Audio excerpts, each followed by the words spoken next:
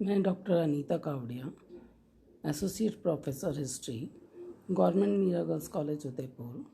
आज हम BA part 3 history का फर्स्ट पेपर, उसके अंतर्गत फर्स्ट यूनिट में हम महाराणा कुंभा, जिनका समय है 1433 टू 1468 AD। आज हम कुंभा के बारे में अध्ययन करेंगे। कुंभा के बारे में हमने क्षेत्रीय शक्तियों के अभ्युदय में, मेवाड़ की क्षेत्रीय शक्तियों के उत्थान में, अभ्युदय में हमने कुंभा के पृष्ठभूमि देखी थी।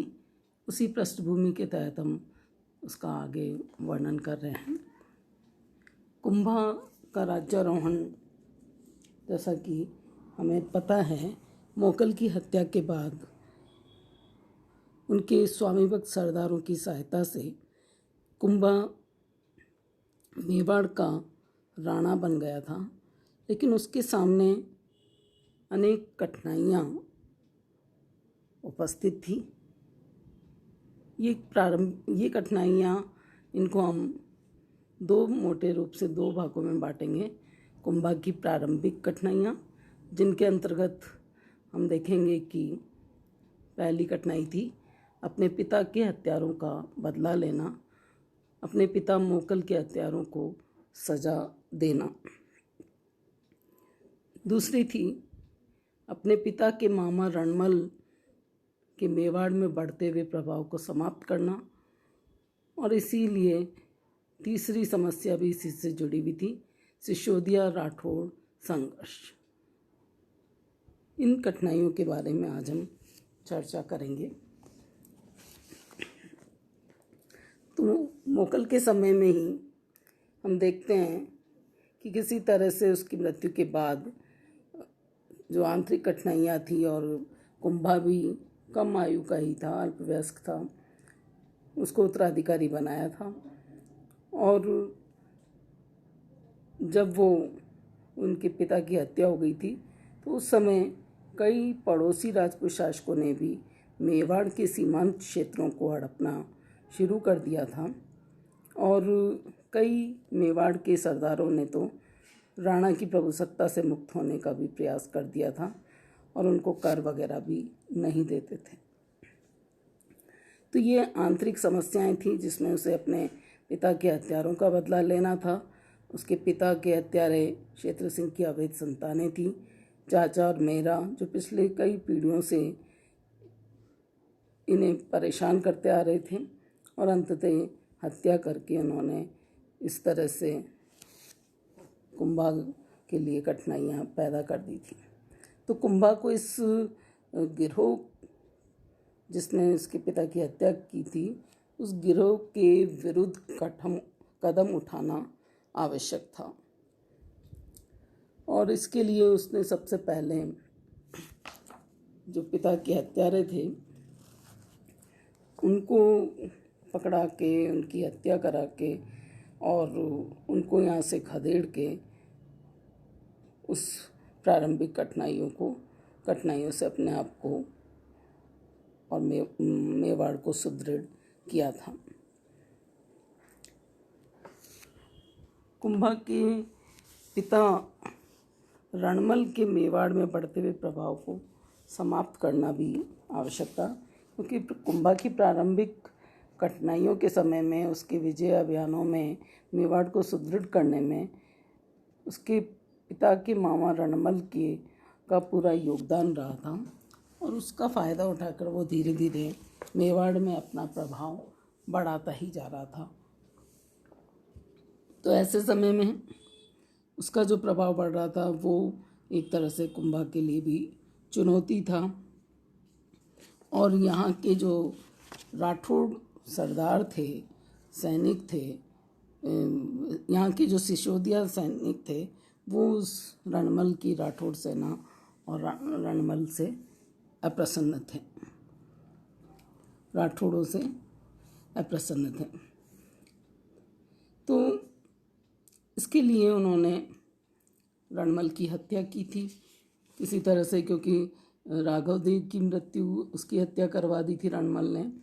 तो रणमल की भी कुंभा ने उसकी जो प्रेयसी थी भारमली, उसके द्वारा उसको धोखे से जहर दिलवाकर और रणमल का काम तमाम किया था।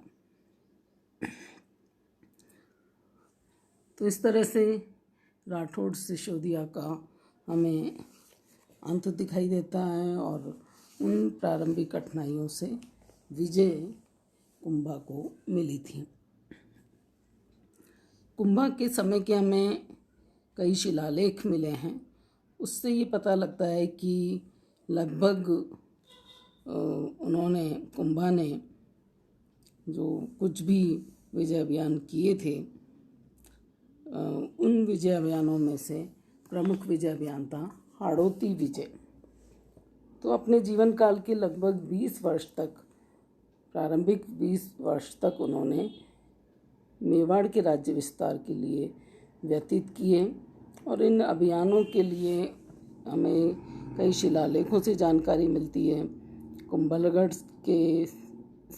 से जो शिलालेख मिले हैं उनसे, रणकपुर के शिलालेखों से और साथ ही चित्तौड़ के कीर्ति स्तंभ से भी हमें इन अभियानों की, उसके विजय अभियानों की जानकारी मिलती है। तो इस विजय अभियान में उन्होंने किस किस को पराजित किया, इसमें सर्वप्रथम हमें मिलता है हाड़ौती विजय। हाड़ौती जो राज्य था वो मेवाड़ और मालवा तथा दिल्ली के मध्य स्थित था और यहाँ पर बूंदी के राजा जो थे हाड़ा वंशी, उनका शासन था।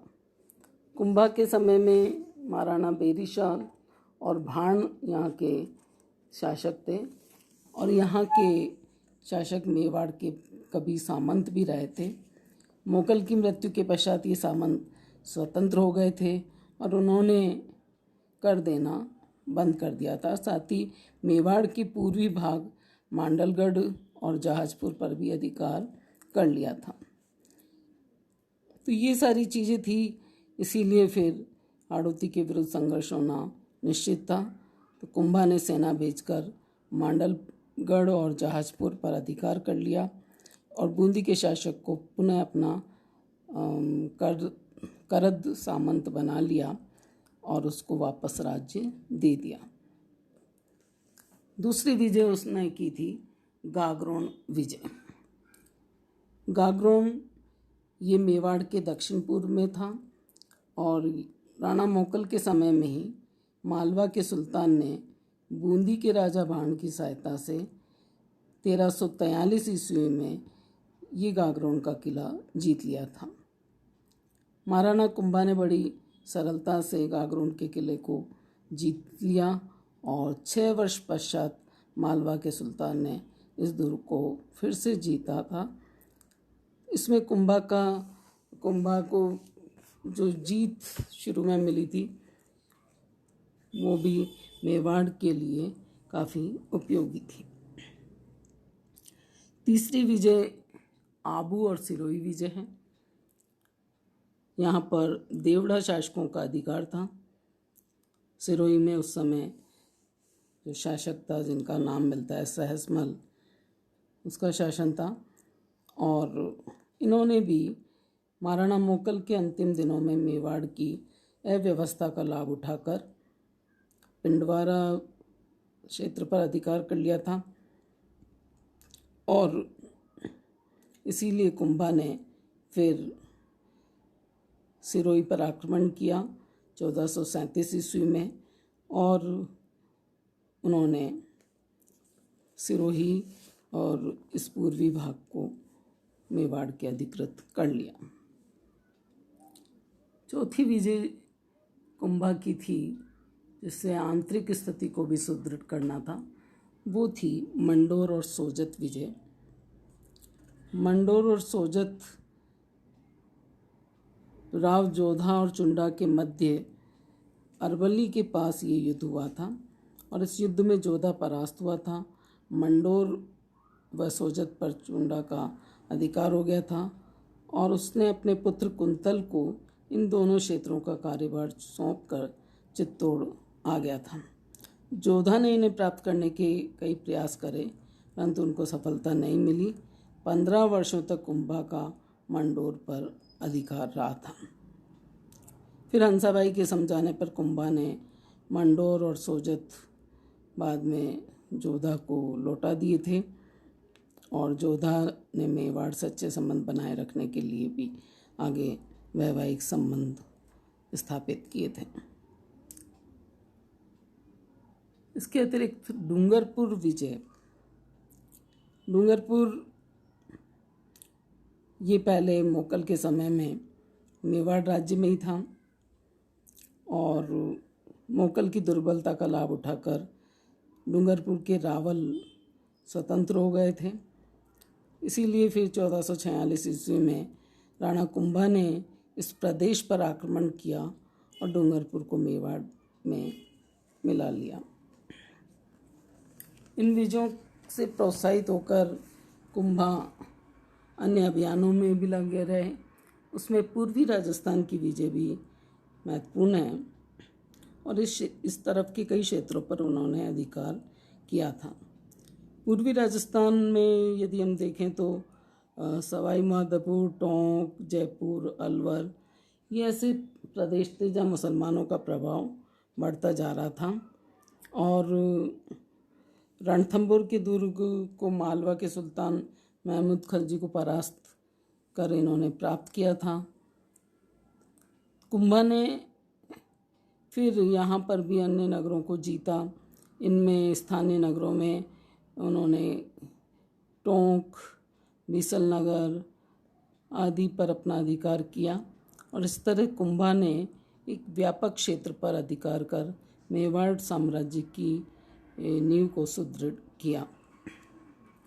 तो ये विजय अभियान थे जिनके आधार पर हम उनकी राजनीतिक उपलब्धियों को देख सकते हैं और इसके बारे में कुंभा के साहित्यिक ग्रंथों से, उस समय की प्रशस्तियों से, शिलालेखों में खासतौर से कीर्ति स्तंभ प्रशस्ति, कुंभलगढ़ प्रशस्ति, इनमें कुंभा के लिए अनेक उपाधियाँ दी गई हैं, मिलती हैं, जैसे महाराजा धीराज, राणो रासो। इसके अतिरिक्त दान गुरु, हाल गुरु, राजगुरु ये भी उनके लिए विरुद्ध हमें मिलते हैं। गजपति, छाप गुरु, ये जो उपाधियाँ उसे मिलती हैं वो उनकी राजनीतिक उपलब्धियों की द्योतक है।